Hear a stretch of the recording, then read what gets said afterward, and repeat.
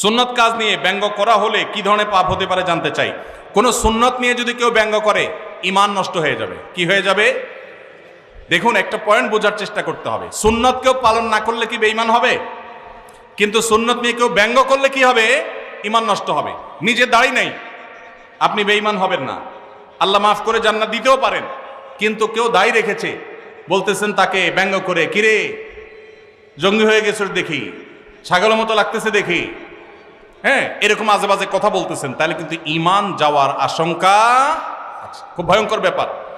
বিদ্রোহর শামিল, আল্লাহর সঙ্গে বিদ্রোহের শামিল। বাংলাদেশে কোনো আইন আপনি অমান্য করলেন, আপনার শাস্তি হবে, নাগরিকত্ব বাতিল হবে না। কিন্তু আপনি বাংলাদেশ রাষ্ট্রকে অস্বীকার করলেন, আইনকে অস্বীকার করলেন, সেক্ষেত্রে আপনি রাষ্ট্রদ্রোহী হবেন। আল্লাহর কোনো বিধানকে মানেন নাই, সেটা একটা বিষয়, কিন্তু আপনি অস্বীকার করেছেন, ঠাট্টা করেছেন, বিদ্রুপ করেছেন, তাহলে কিন্তু ঈমান চলে যাবে। অনেক যুবক ভাইরা আছেন, বিশেষ করে দাড়ির ইস্যুতে কোনো ভাই দাড়ি রেখেছেন, তার সাথে হাসাহাসি করে, তাচ্ছিল্য করে নিজের ঈমানটা নষ্ট করে ফেলেন। আছে না নাই? নিজে করতে না পারেন, আরেকজন করলে খবরদার কোনো বিদ্রুপ করবেন না। এরপরে প্রশ্ন,